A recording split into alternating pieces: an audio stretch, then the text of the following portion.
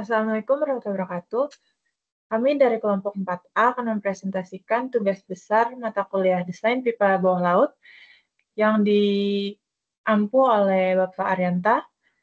Di sini kami akan mempresentasikan hasil diskusi kami mengenai on-bottom stability.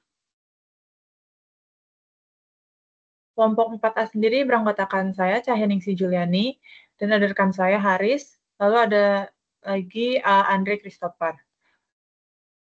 Untuk langkah-langkah pengerjaan dalam tugas besar ini yaitu ada 5 poin. Yang pertama membuat jalur rencana pipa. Lalu yang kedua itu membagi menjadi 5 zona. Yang ketiga mencari tebal konkrit coating. Yang keempat menghitung panjang kritis untuk pipa inline dan juga cross flow. Lalu yang terakhir menghitung kebutuhan proteksi katodik.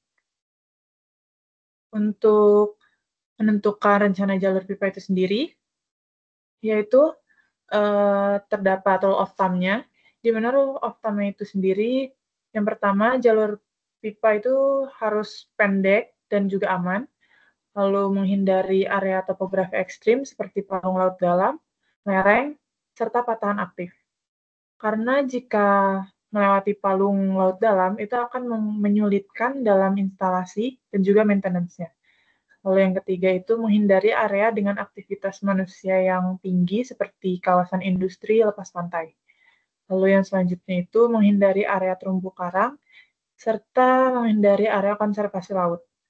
Dan yang kelima yaitu jalurnya stabil secara geoteknik dan juga aksesnya mudah untuk penginstalasian dan juga maintenance-nya.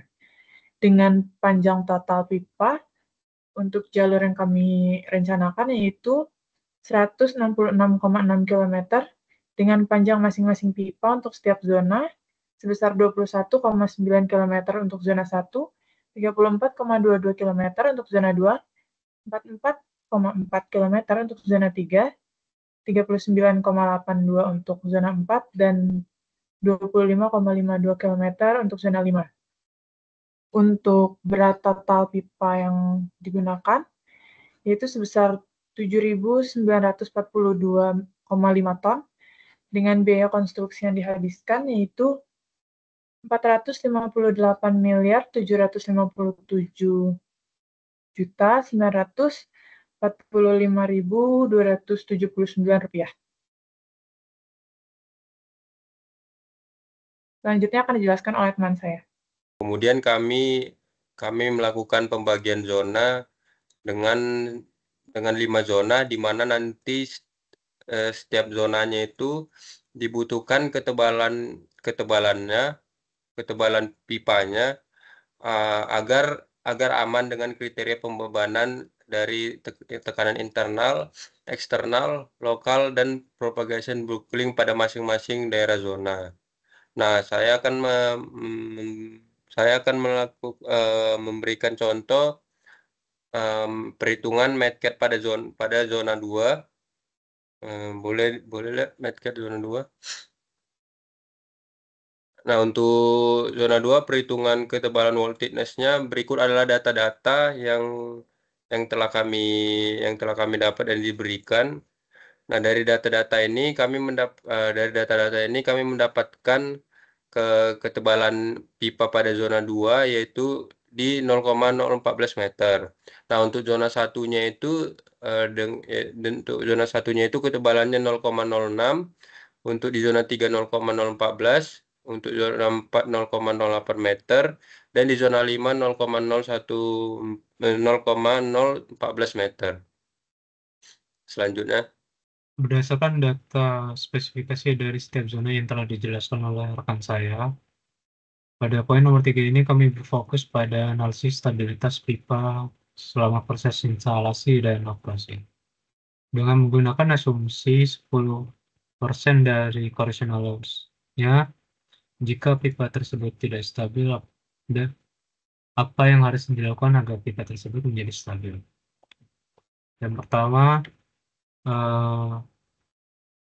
untuk nilai konkrit coating-nya didapat sebesar 4 inch, yaitu 101,6 mm dan sebesar 102 mm. Dan untuk menghitung submerged wake calculation-nya, yaitu didapat wake of pipe-nya, still wake-nya didapat 5,178 lb per feet. Terus untuk nilai corrosion coating wake-nya sebesar 0,132 lb per feet dan concrete coating wake sebesar 334,929 lb per feet.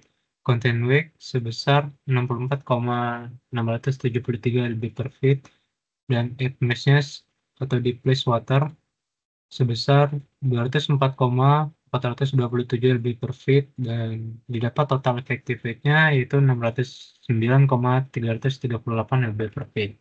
Berikut untuk wave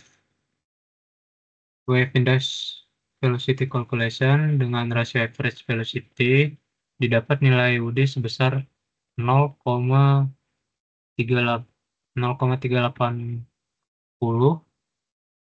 dan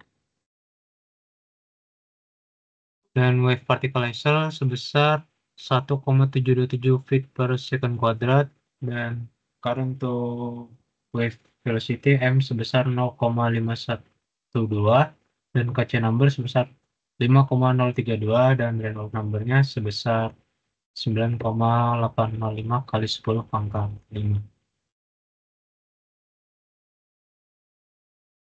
Next. Sebelum itu, saya akan menjelaskan apa yang terjadi jika stabilitas tidak terpenuhi. Yang pertama, pipa bergeser dari janur. Kedua, terangkat dari dasar laut. Dan ketiga, potensi kegagalan struktural atau kerusakan. Dan solusi rekayasa untuk mengatasi ini antara lain: 1. Penambahan sandbox atau rock dumping. Dan kedua, tracing penggalian dasar laut. Dan ketiga, pemilihan rute alternatif yang lebih tenang. Yang keempat yaitu menghitung panjang kritis pipa untuk kondisi inline dan cross flow.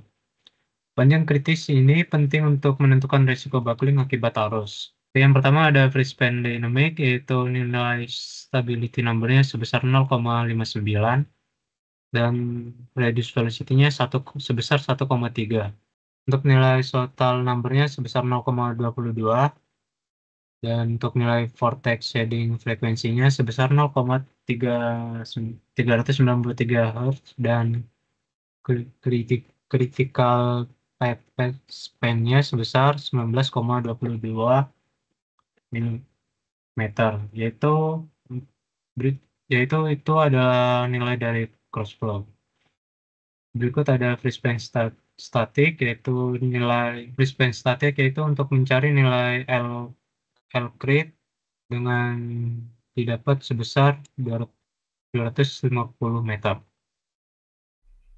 Hai, kembali lagi dengan saya. Di sini saya akan memperjelas kembali terkait free span static, di mana nilai SMYS sebesar 4,482 kali 10 pangkat 8 Pascal dan sigma XA sebesar 0,8 SMYS dan limiting longitudinal pressure sebesar 3,585 kali 10 pangkat 8 Pascal dan didapat nilai L crate dalam kondisi inline yaitu 250 meter.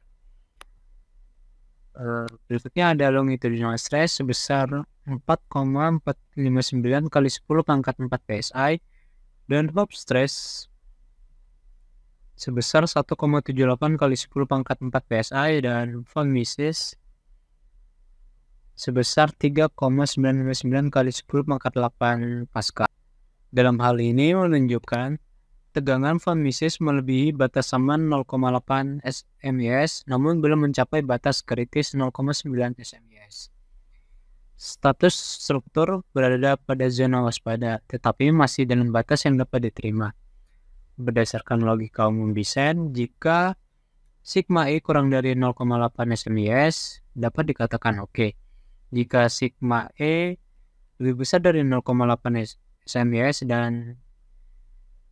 dan sigma E kurang dari 0,9 SMYS, maka diperlukan perhatian lebih.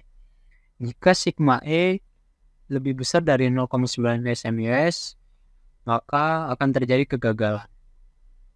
Untuk selanjutnya yaitu menghitung kebutuhan proteksi katodik agar pipa tidak terkorosi. Berikut merupakan tabel perhitungan untuk cathodic protection sendiri, yaitu pertama, parameter dasar pipa dan juga luas permukaan, di mana kita mendapatkan nilai diameter pipeline sebesar 0,356.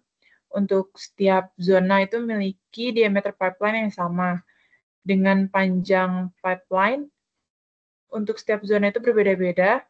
Untuk zona 1 sendiri 21.900 meter, 34.219 untuk zona 2, dan juga 44.418 meter untuk zona 3, 39.823 meter untuk zona 4, serta 25.517 meter untuk zona 5. Dan dari panjang pipa yang berbeda ini, maka kita dapat menghitung luas total permukaan, yaitu total surface area atau AC.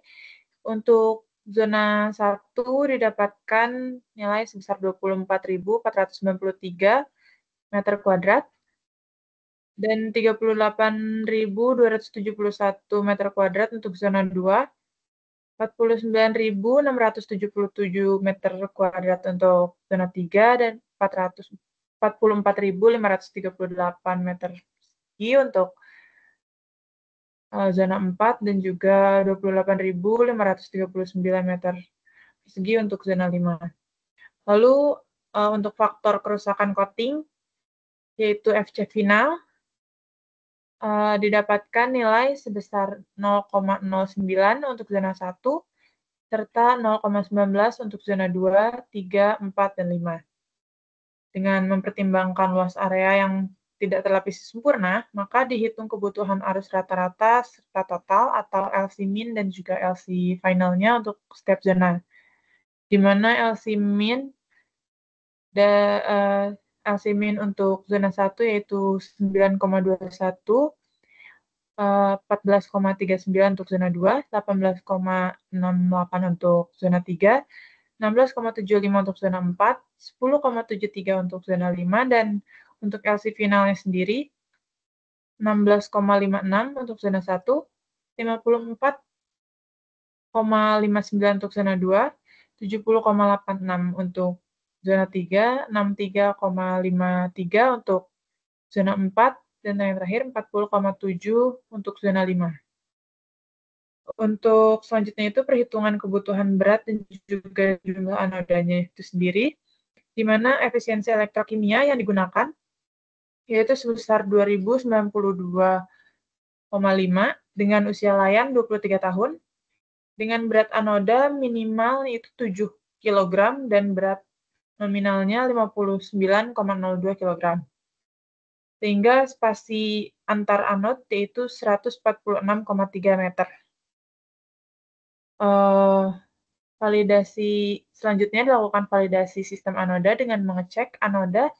Jika hasil cek anod menyatakan oke, maka sistem proteksi aman dan cukup untuk melindungi pipa selama umur desain.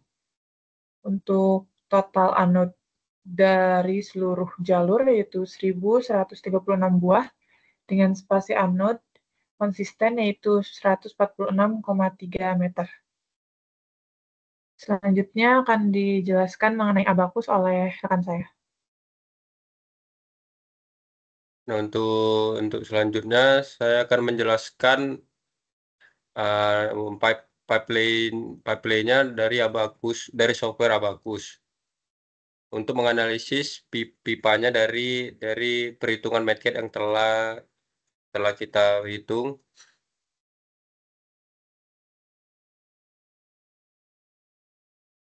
Udah nampak nggak? Sudah. Nah, untuk langkah pertama kita itu harus meng-create dulu part apa saja yang ingin kita definisikan atau kita buat.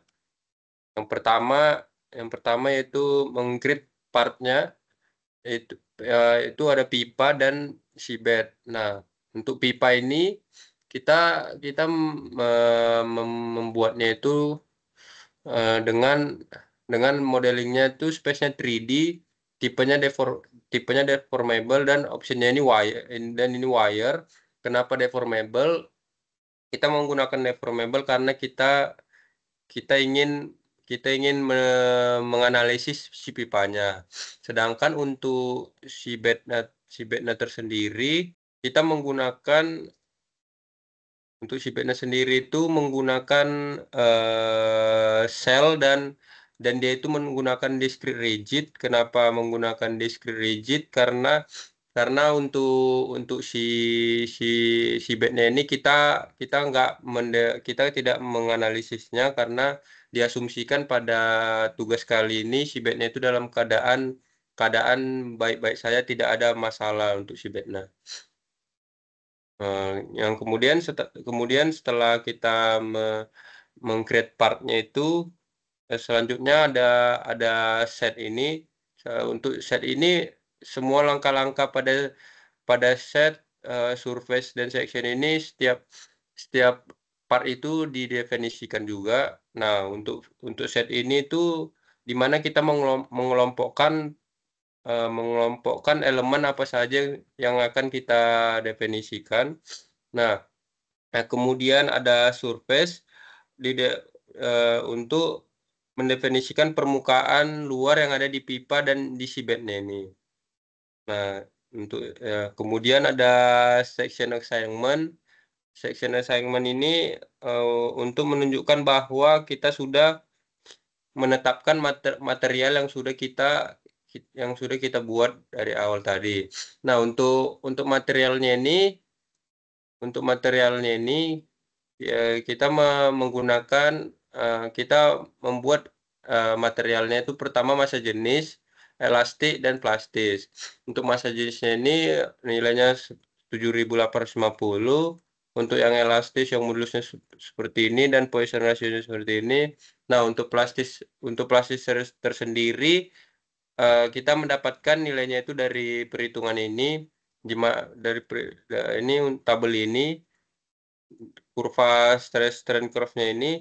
Nah, didapatkan itu dari yang modulusnya ini, ultimate strength, yield strength, dan strain rupture. Nah, nilai-nilai ini itu didapatkan dari MATCAD tadi, dari wall thickness yang tadi. Wall thickness di zona 2 tadi. Terus, nah itu untuk materialnya. Nah, section ini itu digunakan untuk menghubungkan material dengan part melalui definition section ini. Nah, kemudian setelah di section kita membuat profilnya. Nah, profilnya ini itu di mana kita pakai pipe, shape-nya itu bentuknya itu pipe dengan radiusnya 0,406 dan thickness-nya itu 0,00554. Kemudian setelah profil ini kita masuk ke assembly, di mana assembly ini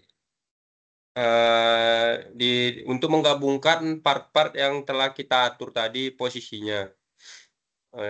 Partnya itu ini ada 2 ini untuk pipa dan sisi bednya. Nah, kemudian setelah itu ada step. Nah, di step ini kita membuat ada inisial, gravitasi, dan pressure. Nah, untuk step ini tersendiri adalah tahapan untuk mensimulasikan apa yang akan kita jalankan. Terus kemudian ada field output request ini untuk menentukan data apa saja yang akan disimpan dari hasil simulasinya. Kemudian ada history output untuk menyimpan hasil pada noda-nodanya tadi. Terus kemudian ada interaction. Nah, interaction ini untuk mendefinisikan interaksi antar partnya. Makanya ini ada untuk dari si stepnya tadi itu inisial, si gravitasi, dan si pressure-nya. Nah, di constraint ini untuk membatasi pergerakan si pipanya untuk jatuh ke si bednya. Kemudian ada setelah constraint ini kita melakukan definisi loadnya itu terhadap gravitasi dan pressure. Kemudian ada boundary conditionnya itu terhadap pipa dan terhadap si seabed dan terhadap pipanya. Nah, setelah dilakukan load untuk si load dan si boundary conditionnya, kemudian kita melakukan data checking dari hasil yang dari Abaqus yang sudah kita buat dari awal, kemudian dilihat hasilnya.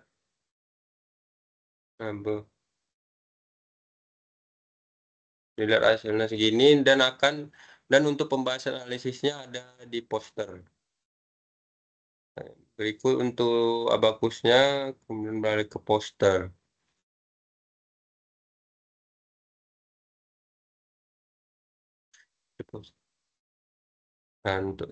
Nah, berikut adalah poster kami tentang on bottom stability analisisnya. Nah, dalam melakukan analisis on bottom stabilitas ini diperlukan data-data seperti data metosin datanya, environmental data dan soil data. Untuk metosin datanya berikut adalah datanya. Kemudian untuk environmental datanya kami menggunakan environmental data zona kedua karena kami memakai DL kritis di zona 2.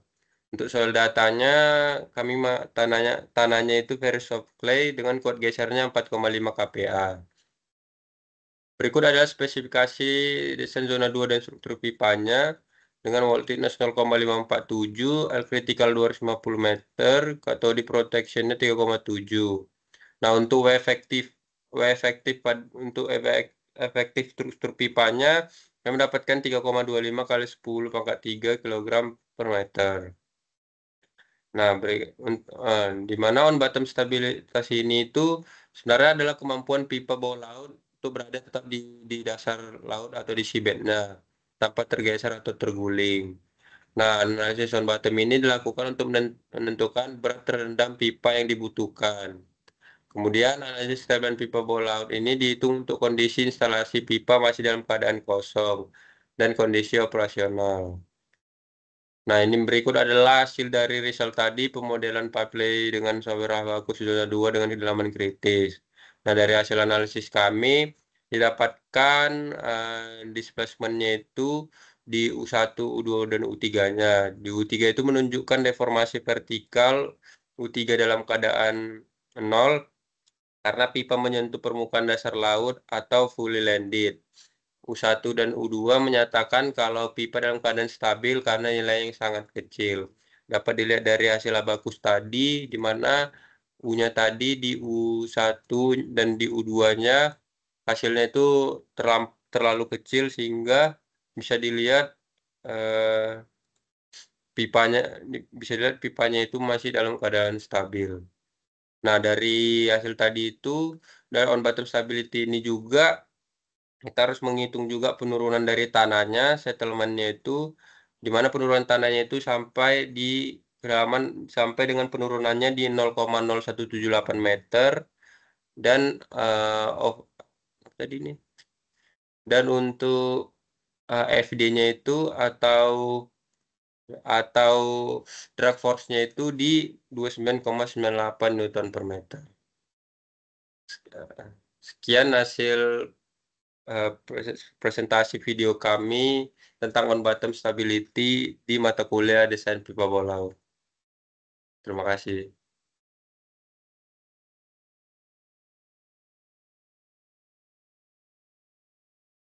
Nanti, Cok.